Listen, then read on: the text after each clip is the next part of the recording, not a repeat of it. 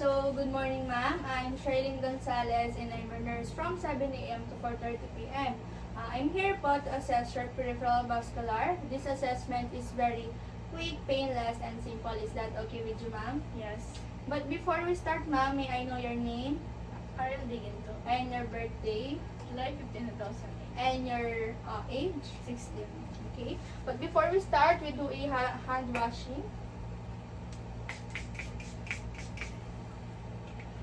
Provide privacy to the patient, but before that, I already provide privacy. And then, position the patient in a comfortable position. Are you comfortable with that position, ma'am? Yes. So now, first, for our first assessment, ma'am, I will be inspecting your arms. So, ma'am, can you please raise your hands? I see, ma'am, that your arms are bilaterally symmetric and there are no signs of edema or permanent venous patterning. So your skin is normal. There are no signs of pallor or cyanosis present. As for your fingertips, I don't see any clubbing present. So next, ma'am, I will be palpating your finger, hands, and arms for temperature. So, ma'am, can you please raise your hands?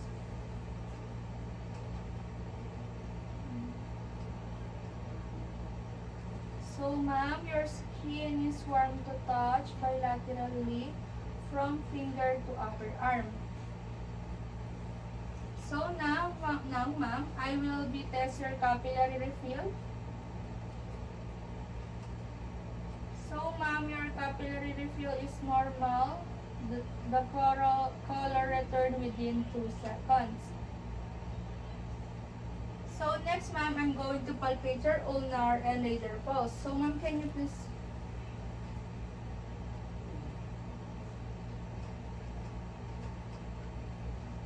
The other side.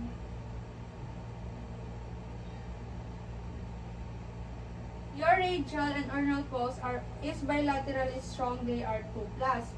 So next, ma'am, I will palpate your epitocleal lymph nodes which behind the elbow and the groove between the biceps and tricep muscles. So, ma'am, can you please?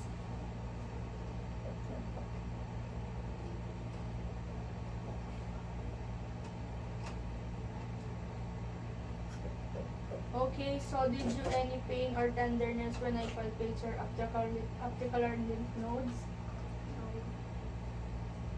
And the other side.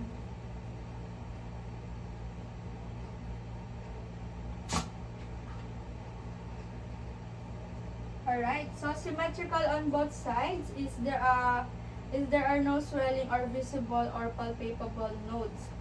So now, ma'am, I will be performing Allen test.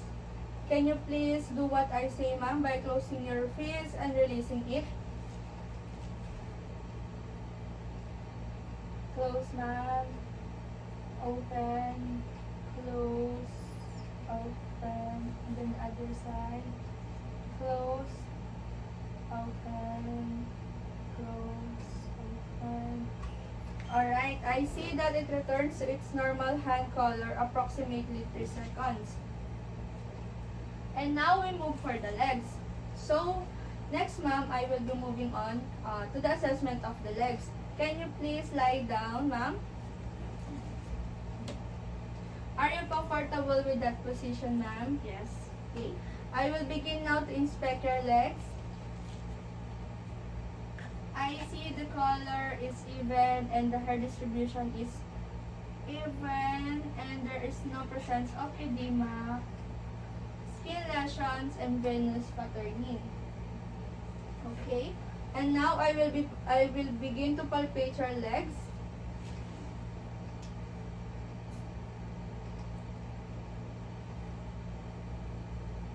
So your skin is warm to touch and equal bilaterally.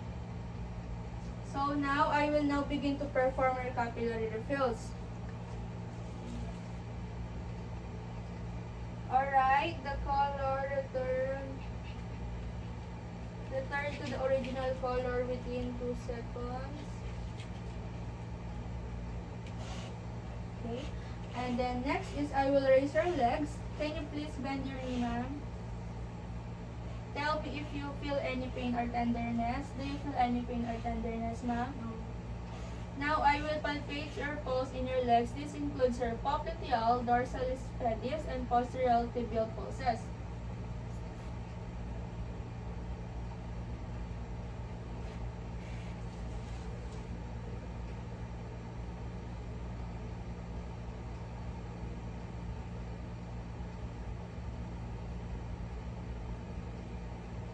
Okay. So next is I will perform arterial adequacy test. I will raise your legs for 30 centimeter above your chest level and move your feet briskly up and down, ma'am.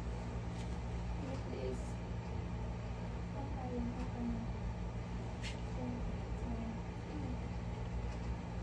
I see, ma'am, that everything is normal. The original color, your legs return within 10 seconds. So now, ma'am, I want you to sit up, ma'am.